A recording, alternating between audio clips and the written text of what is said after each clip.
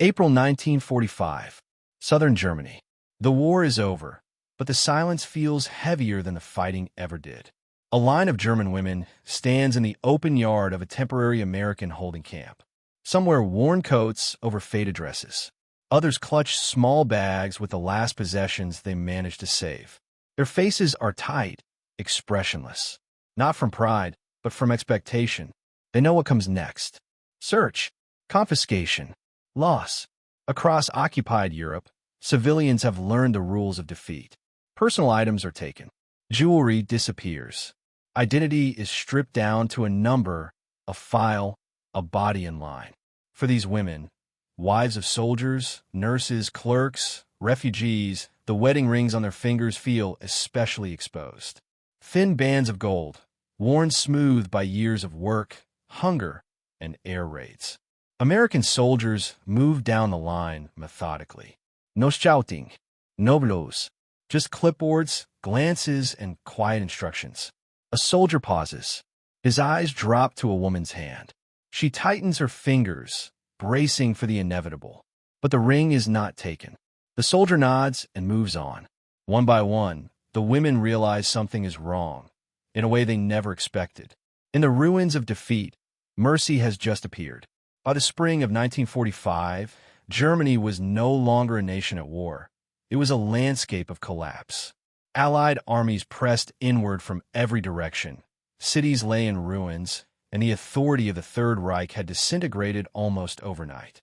Berlin would fall in early May, but long before that, the social fabric of the country had already unraveled. Civilian populations were on the move, fleeing advancing fronts, scavenging for food, or surrendering themselves to occupying forces simply to survive. German women stood at the center of this collapse. With millions of men dead, captured, or missing, women had filled nearly every role left behind. They worked in factories, served as nurses, clerks, communication staff, and auxiliaries for the military.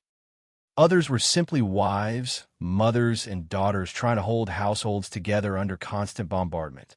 By 1945, they were exhausted, malnourished, and deeply conditioned by years of propaganda and fear. The expectation of defeat carried its own terror. Nazi messaging had long warned of what Allied victory would mean, particularly at the hands of foreign soldiers. On the Eastern Front, these fears were tragically confirmed.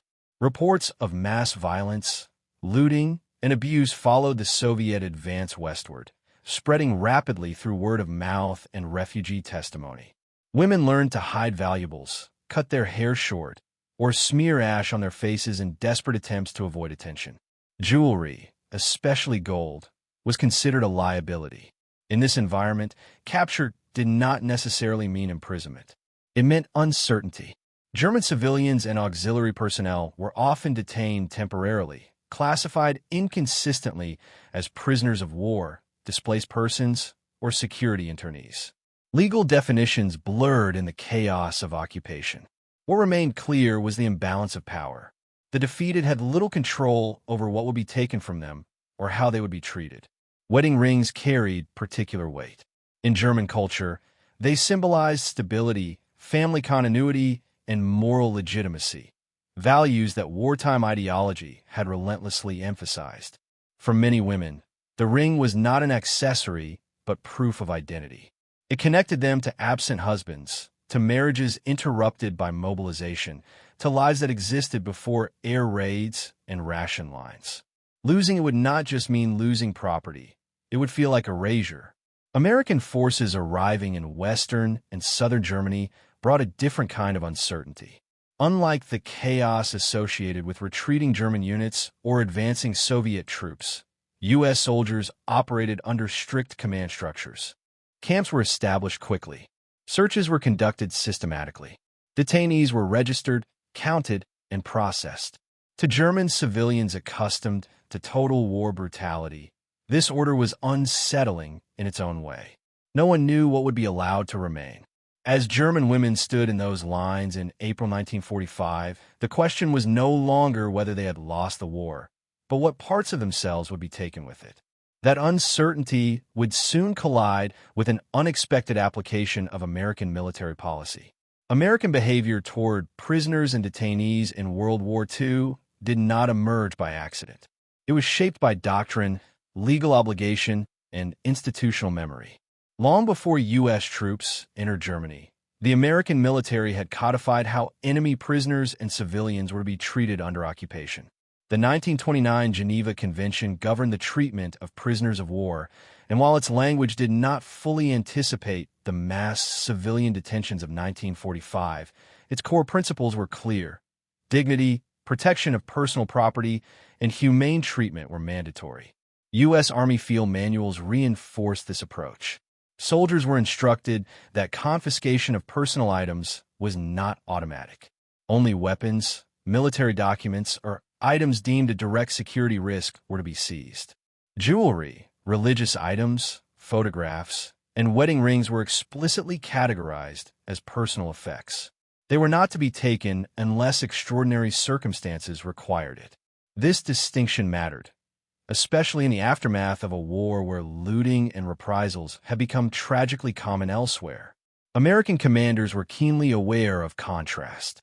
Reports from the Eastern Front, intelligence briefings, and refugee testimonies had detailed the brutality of total war in the East. U.S. leadership understood that behavior during occupation would shape long-term stability. Discipline was not just moral, it was strategic. The goal was not humiliation, but control through order and predictability. German civilians, however, did not know these rules. Years of propaganda had portrayed Allied soldiers as vengeful and indiscriminate. Women entering American custody expected treatment similar to what they had heard from the East, or worse. Confiscation of valuables was assumed. Wedding rings, especially gold bands, were considered likely targets. Many women had already hidden or exchanged jewelry for food during the war.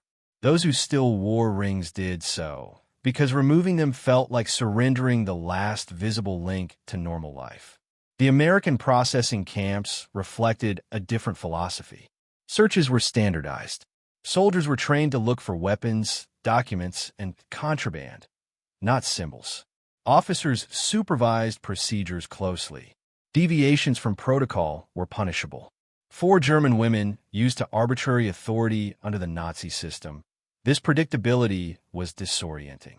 Power for once followed rules.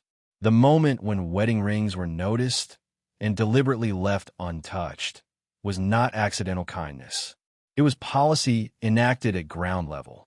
Soldiers were expected to respect personal boundaries even while exercising total control over movement, identity, and freedom. The refusal to confiscate rings was not announced, explained, or dramatized. It simply happened. And for the women watching it happen, that quiet decision carried weight far beyond its material value. It marked the first visible fracture between what they had been taught to expect from conquerors and what they were actually experiencing.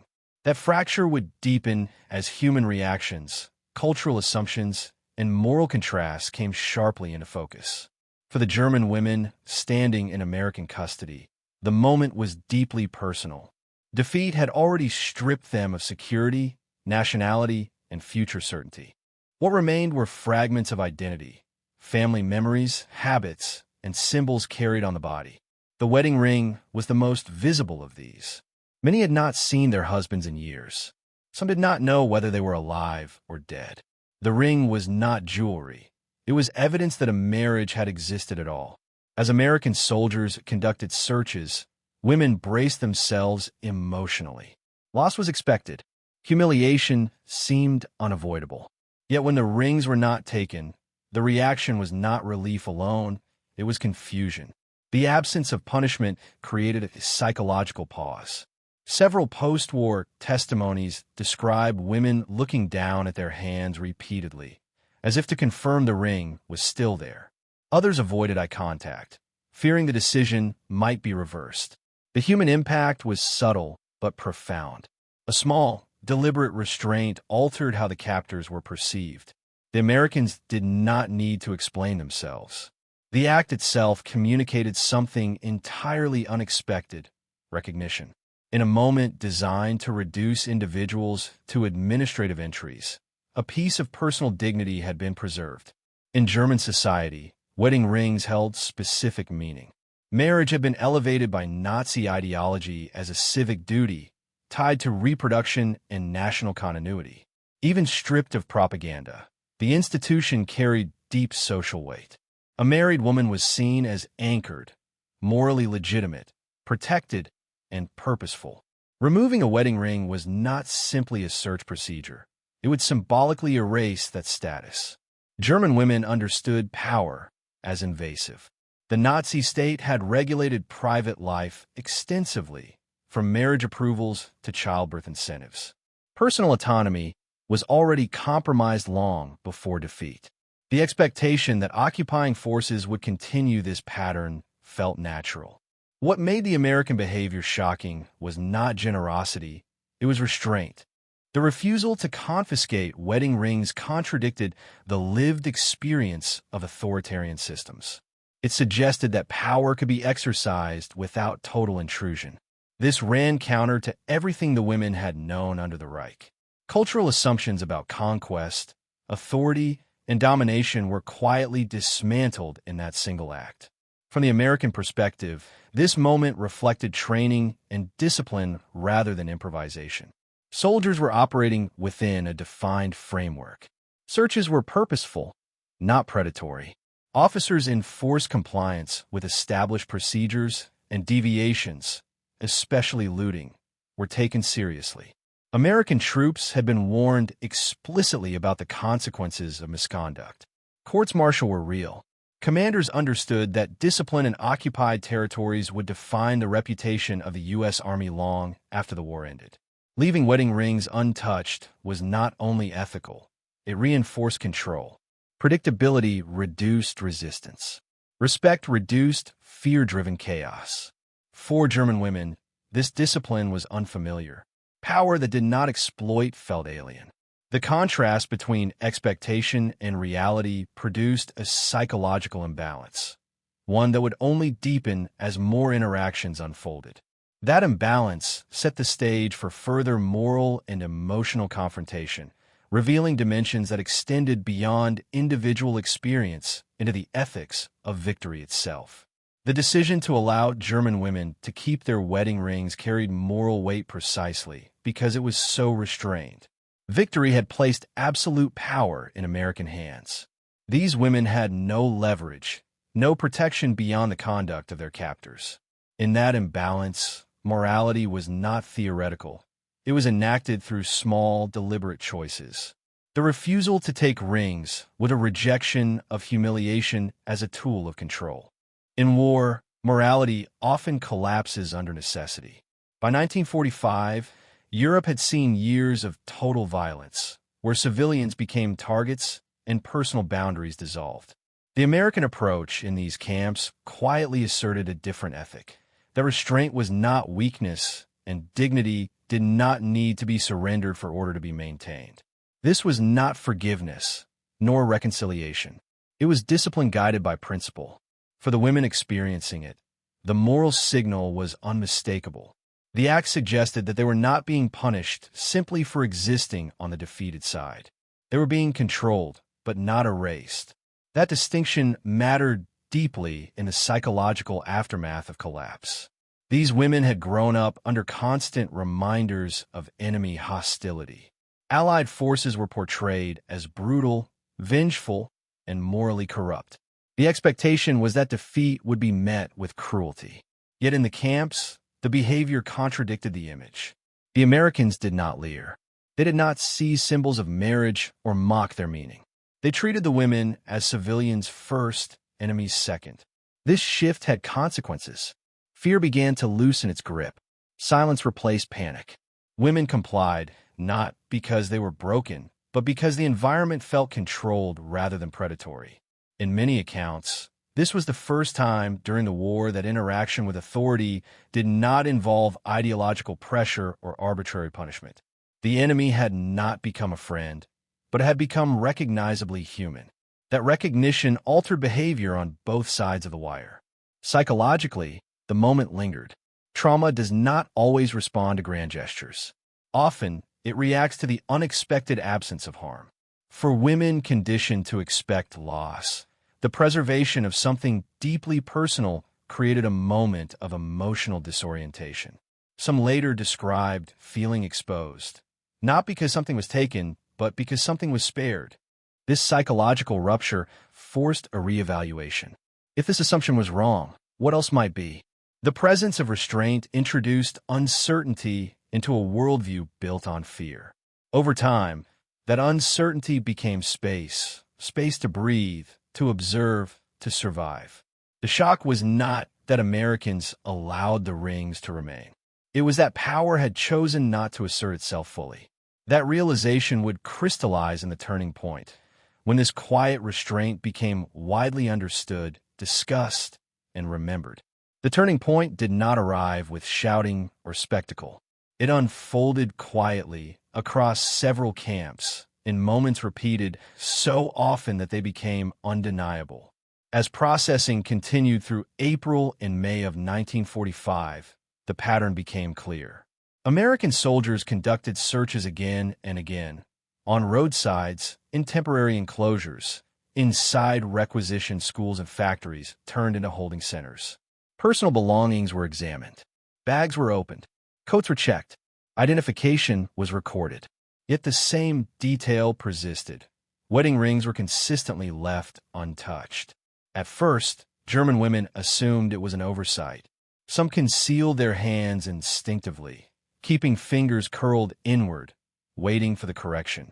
Others tried to slip rings into pockets, fearing the decision might change once an officer noticed the gold. But no correction came. The searches ended. Names were logged. Movement orders were issued. And the rings remained. Word spread quickly, not loudly, but urgently.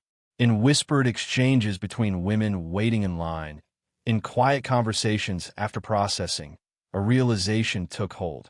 The Americans were not taking them. Not now. Not later. For women who had lived through years of arbitrary authority, this consistency was staggering. Under the Nazi state, rules shifted without warning. Punishment was unpredictable. Mercy was conditional and ideological. Here, under occupation, power behaved differently. It followed procedure. It repeated itself. It could be anticipated. The emotional response surfaced in restrained ways. Some women broke down only after they were alone, hands trembling as they stared at the thin bands still circling their fingers. Others felt something closer to shame at how completely they had expected degradation and how wrong that expectation had been. For many, the moment became a psychological marker, the first clear sign that defeat did not automatically mean annihilation of dignity. American soldiers were not unaware of the effect. Some noticed the reactions, but did not comment. Others, veterans hardened by months of combat, understood that restraint carried its own authority. Officers reinforced protocol, reminding troops that personal items were not trophies. Discipline was the message. Order was the objective. The turning point solidified when women began to stop bracing for loss. Hands relaxed. Rings were worn openly again. Fear did not vanish, but it recalibrated. What had begun as a single unexpected decision became a defining feature of American occupation behavior. And once fear adjusted, perception followed. The moment was no longer just about jewelry. It had become evidence that power could be exercised without stripping identity away, a realization that would deepen as its consequences became impossible to ignore. By early summer of 1945, the meaning of the wedding rings had expanded far beyond the camps themselves. What began as individual moments of surprise became shared knowledge, carried through conversations, letters, and quiet recollections. German women moved between holding centers, transit camps, and displaced person facilities with one clear understanding. The Americans were not taking their rings. This consistency transformed perception. Fear had dominated every expectation of defeat. Now, something else entered: cautious trust. Not affection, not forgiveness, but the recognition that rules were being followed, and that those rules included restraint. The psychological effect was immediate inside the camps. Cooperation increased. Panic diminished. Processing lines became quieter, more orderly. Women complied, not because they were broken, but because the environment no longer felt hostile in unpredictable ways. Control remained absolute, but it was exercised with visible boundaries. For American command, this was not accidental. Reports from occupation zones noted that disciplined behavior reduced resistance and minimized unrest. Respect for personal property, especially symbolic items like wedding rings, reinforced legitimacy. The message was subtle but clear. Defeat did not mean moral annihilation. The symbolic power of the ring became unmistakable. It represented continuity, marriage, family, a life before ideology and bombardment. By allowing women to keep it, American forces acknowledged that those identities were not targets of occupation. The war had been fought against a regime, not against every human bond formed within it. In several documented cases, women later described the moment as more shocking than physical hardship. Hunger, exhaustion, displacement, these were expected. Mercy was not. The ring's presence on their finger became a quiet reminder that something had survived intact. The turning point was complete when the expectation of confiscation disappeared entirely. Women stopped hiding their hands. The fear that once preceded every interaction eased into vigilance instead. The enemy was no longer imagined as a force of random cruelty, but as one governed by rules. That shift altered the emotional landscape of occupation. It did not erase loss. It did not heal trauma, but it changed how defeat was lived, less as a descent into humiliation and more as an enforced transition under restraint. From that moment forward, the memory of American occupation would be shaped not only by power, but by the deliberate limits placed upon it. Those limits would leave a lasting imprint, shaping how the aftermath of defeat was remembered long after the camps themselves were dismantled. The immediate aftermath of this restraint unfolded quietly, without ceremony or proclamation. There were no announcements explaining why wedding rings were spared, no official statements directed at the women themselves. The impact emerged instead through behavior, how people moved, how they spoke, and how they carried themselves within the controlled environment of occupation. Inside the camps, tension softened. German women who had arrived guarded and withdrawn began to interact more openly with camp administrators. Compliance became procedural rather than fearful. The preservation of personal symbols reduced the sense of total erasure that defeat often imposed. The ring on a finger became a stabilizing point, a reminder that life outside the barbed wire had existed and might exist again. Psychologically, this mattered. Trauma researchers would later note that small acts of preserved dignity can significantly affect how individuals process loss and captivity. For these women, keeping their rings helped anchor identity at a moment when nearly everything else, home, nation, future, had collapsed. It prevented the full internalization of powerlessness. American reports from occupation zones reflected these effects indirectly. Camps under U.S. administration experienced fewer disturbances than those governed by less disciplined forces. Order was maintained not through fear alone, but through predictability. Soldiers enforcing rules without unnecessary cruelty reduced the emotional volatility of detainees. This stability mattered as millions of displaced persons moved across a devastated continent. The contrast with other occupation experiences was unavoidable. Refugees arriving from the East told different stories of looting, arbitrary violence, and systematic humiliation. German women compared notes quietly, understanding that survival depended not just on chance, but on which army controlled their fate. The American approach, while still restrictive and often harsh, stood apart in its consistency. The effect extended beyond the camps themselves. Women released or transferred carried the memory with them. The story traveled not as propaganda, but as personal testimony. The Americans let us keep our rings. In a post-war landscape filled with bitterness and loss, the detail endured precisely because it contradicted expectation.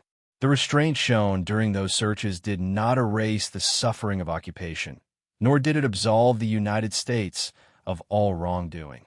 But it established a baseline, an understanding that power could be exercised with limits. That understanding would influence how post-war German society remembered American forces, particularly among civilians who experienced capture firsthand. These immediate effects laid the groundwork for deeper, long-term consequences, ones that would shape memory, narrative, and moral interpretation for years to come. In the years that followed, the memory of that restraint persisted with remarkable clarity.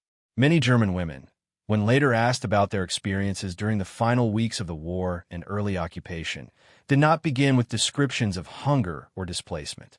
Instead, they returned to small, specific moments, details that had cut through fear. The wedding ring was one of them.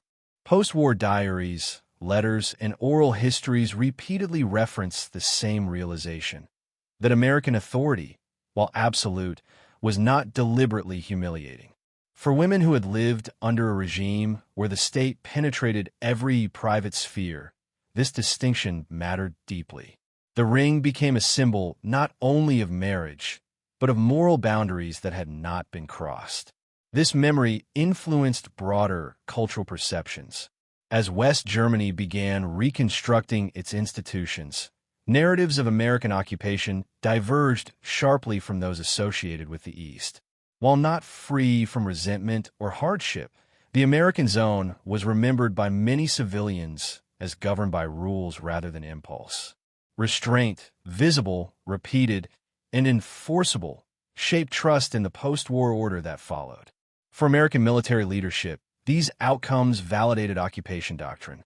Discipline and respect for civilian dignity were not merely ethical obligations. They were stabilizing forces.